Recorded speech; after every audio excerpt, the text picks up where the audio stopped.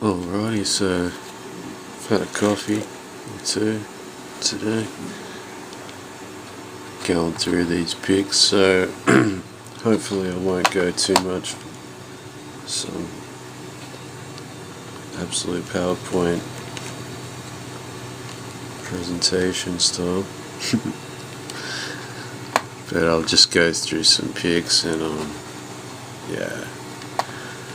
explain them again randomly. So preliminary, if you just get on to here and you're watching by chance, been examining the book. This is a layout for conjuring from the lesser key of Solomon, known as the Goetia. If you hear me babble these strange words in these videos. So we've been looking at it through other perspectives.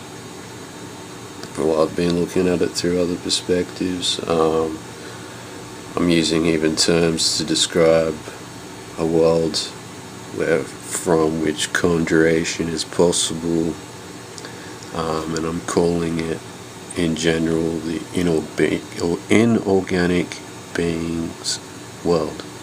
Now that's a term that comes directly from a series of books by Carlos Castaneda, and the character in the book is the real shaman.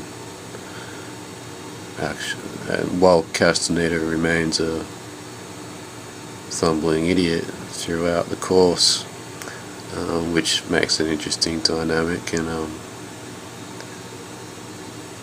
perhaps relatable even. Yeah, so we've been looking at perspectives and some of the inorganic beings. We've given them some substance. We looked at plasma, as some of them appear in the sky when at certain times Earth changes magnetosphere, magnetic excursions, things like that, or sun cycles.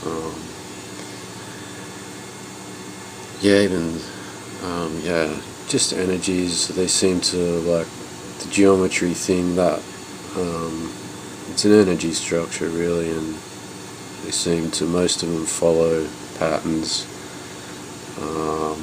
very fleeting, but there's still patterns there, and we're going to learn the you wouldn't call it a personality per se, but we're going to learn the nature of these, the general nature of these types, and probably from not using regular human perspectives. So we've discussed this layout as a bridge or a gateway, with protective mechanisms as well for the conjurer. So we're going to look at other. So this is Solomon, a lesser key of Solomon, King Solomon. From his times, he was given many magical powers by God. Apparently in the story, like I don't know, maybe he gave it to him and no one else, but it's become a common thing, or like a popular book. Like, I haven't mentioned it too much, even though I'm basing some of it on it, just because of its connections. Even just having it around will alert certain things, and you might, and things can escape. We're going to talk about these pitfalls, like conjuring and then things escaping, and then out of your control, and maybe it does get pissed off and wants revenge. Maybe it'll roam the earth eternally pissed off, take it out of its world or whatever. Anyway, maybe to hook up with other things, who knows. But there's always an energy exchange which should be talked about as well, and some of these things gain their form when they do get form. So we're going to look at them like in different ways through their makeup, which will take us into the plasma arena, I guess, but we'll see what kind of things we got here. Yeah, so it's interesting. We got like the connectivity with things. There's the old worm man. Could probably get rid of that. So yeah, talked about the double. Now, how does this? See, okay, now we're talking like different magical forms here. So this form with internal, the ancients developed with the split system. That is to say, like it would possibly increase processing speed, but it looks like they've used it for another cause, like say if they're from elsewhere or a tiny bit foreign to the earth, then they'd want a connection with nature. So integrating, say, a replica of an animal virus, which produces a gap in functions, but with consciousness or an arc of consciousness, one can bridge the gap. Yeah, so and we're going to go into arcs in this one as a form of power, consciousness as a form of power, and as I said, at times of earth changes, these things appearing. Yeah, these things in association with sorcerers, like as we see, there's obviously some other entity. In modern times it could be, I guess, some algorithm of AI, like just, yeah, becoming like conscious in a certain form. We know primitive forms of consciousness, or like viruses even have like a control over the host. So yeah, I'm saying like they replicated, introduced a virus, which was probably born a virus, which is still there today.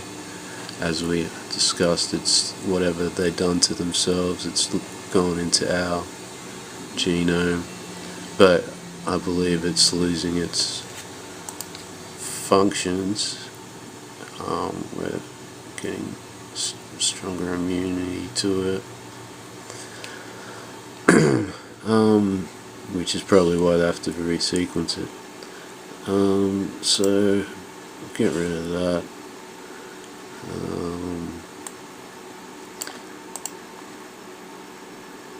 So this is what I want to talk about mainly. As we see on the far upper left, that's using plasma in a controlled environment produces this shape.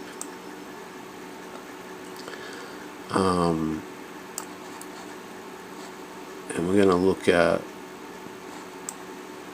so I did say it formed a language, so I guess we'll look at what that language is. Here we have more rock art, which shows connectivity of beings. As you can see, they're connected at the arms. Maybe that's too much zoom.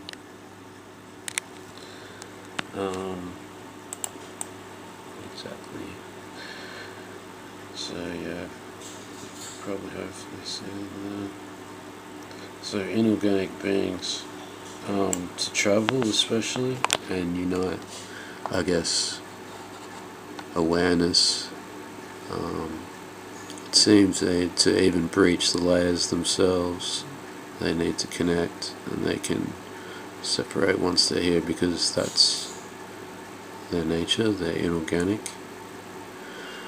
most of these things. So yeah, okay, I wanted to talk about this as well. So as I said, like an animal connection, here we see an animal connection in this artwork. Is the entity, which is not entirely human, by the way, holding some sort of strange snake, and there's another snake thing here.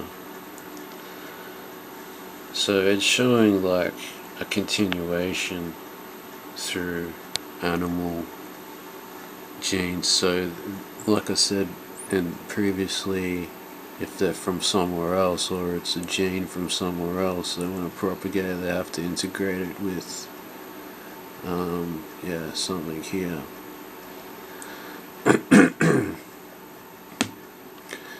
And you wouldn't want it maybe exactly to be animal DNA, but a replica of it, which is something that's naturally uses to mold together with its host. So it's got an alchemizing quality in a way, or an absorbing parasitical quality more so. But in a like a foreign entity, yeah, I believe this was used, and in probably regular entities, like also in if they enslaved some of the human race, which apparently they did. So yeah, now emerging into the more animal kind. So we'll go to the glyphs again, and there's an animal connection there, as you see, and its back legs are reversed, by the way, which shows a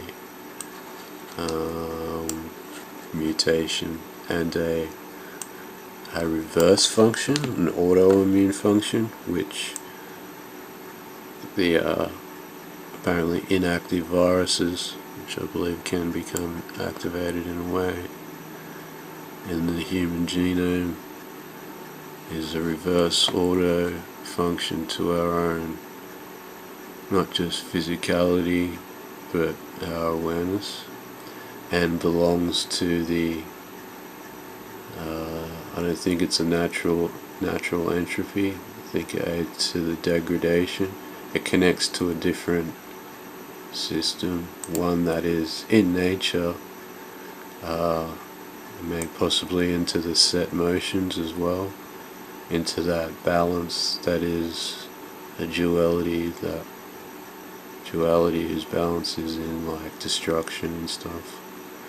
So you see one of these other creatures, an organic being with the animal, and we see an arced object here. If you see, there's the bowman and the bow. So with the snake feeding on itself on that last entity's picture in the artwork, it was holding the ring.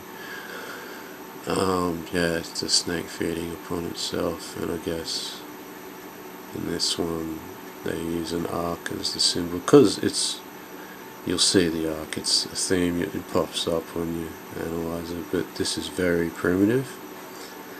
So you look at even, what do you got,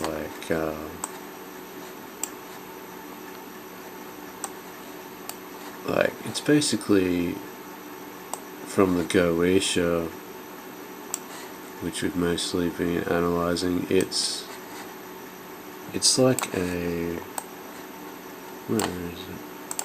It's like the Goetia is like a primitive form, I guess. Like it is called the lesser key, but I think that's because there's more powerful demons than, yeah, there's a hierarchy of demons, or less and more powerful. So you have like this Goetia stuff is like a more primitive way, or a physical, more material, direct way to connect or perceive these entities. And through the energy exchange, like once I said, gain their form. So we're talking about the animals. Talking about plasma being like an energy form that they can use to appear here. I did mention how language formed out of it. We'll talk about that soon. I should discuss this once we see again.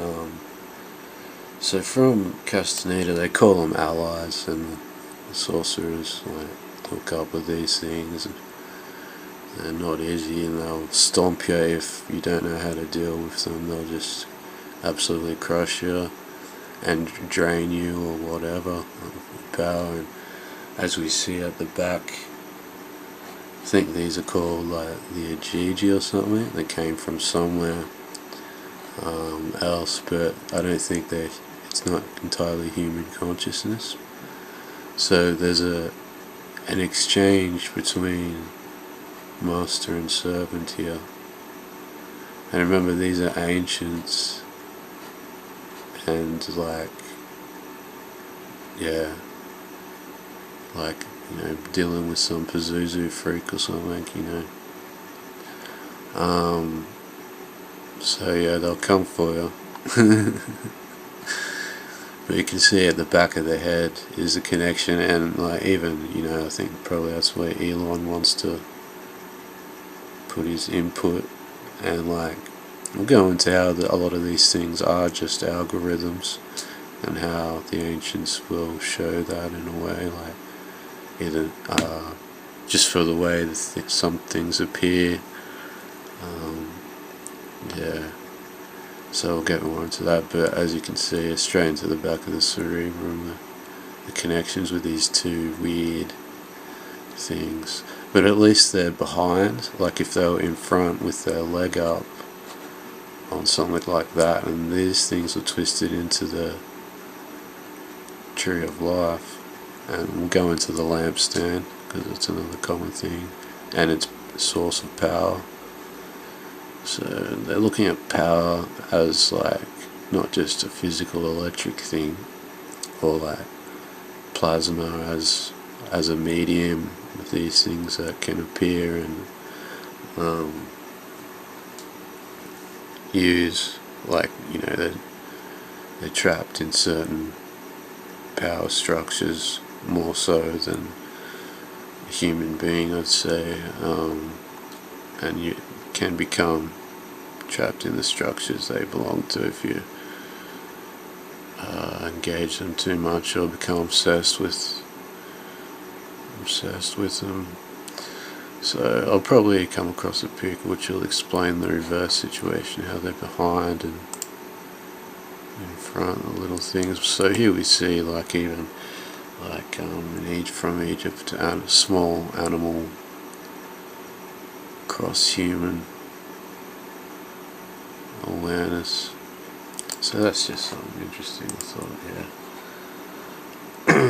It is a common theme throughout different cultures, but we're looking at it. So here we have just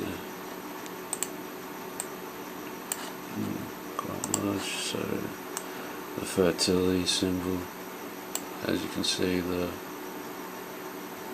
D, the big D, it's got the B in the, we'll go into the spaces in between, which is like another thing for way of perceiving, how to perceive the spaces in between, crossing the hemispheres,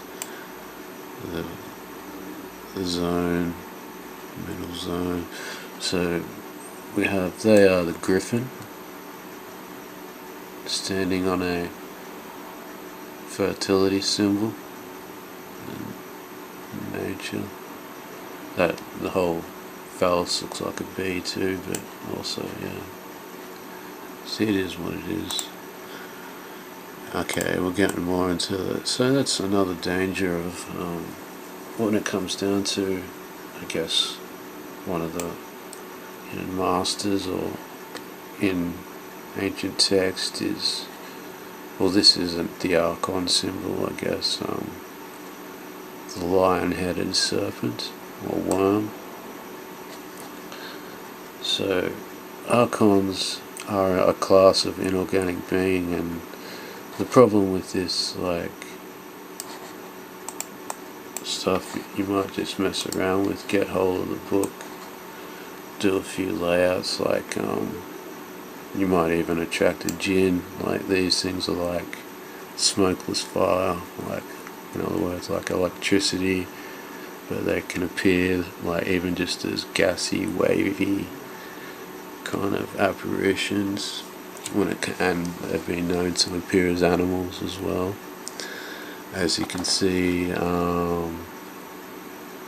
with the energetic control in the with the flying bird coming down from the side of the double being, the ancient double being with the split, obviously under the control of the intent of that person or whatever it is in the artwork, showing once again this display of an animal connection, but not every animal. And it's interesting, there's a lot of like birds on the heads of the characters in the glyphs in the American deserts. Okay, this is going pretty long, but okay, I'll go through this a bit quicker.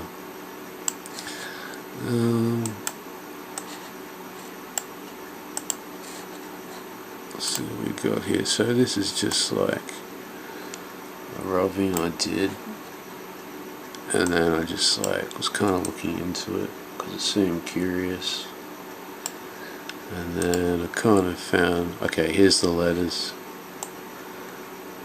Just an example of some like alphabets that look a lot like plasma symbols. So the ancients were aware, and like they formed like a relationship, like an unwritten handshake, I guess. It's a deal. Like, this is why in some of my earlier videos I describe it as a deal. We'll go into the Dendara light bulb probably next, but yeah, so from that rubbing I just like managed to get something that looked like something out of it. Oops.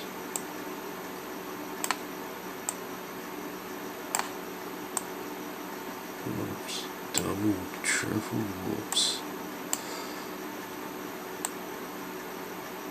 Yeah, something there. Anyway, like, the reason I outlined those is because it looked like something I've seen in some of the holographic Mayan stuff in the mask. I'll have to outline some of that as like some sort of other weird plasma, because there are inorganic beings shown in the mask too. So just make sure. So there's the plasma. So next we'll go into the archontic thing more. Yeah, the bigger boys. Not just the little lesser key ones that you want to play around with and stuff. And even they'll give you trouble, you know. You'll see them on the loose if you go get the book, I dare you. Nah, but that's why I'm keeping it a bit vague, if you haven't noticed. But yeah, thus ends this saga. Alright, laters.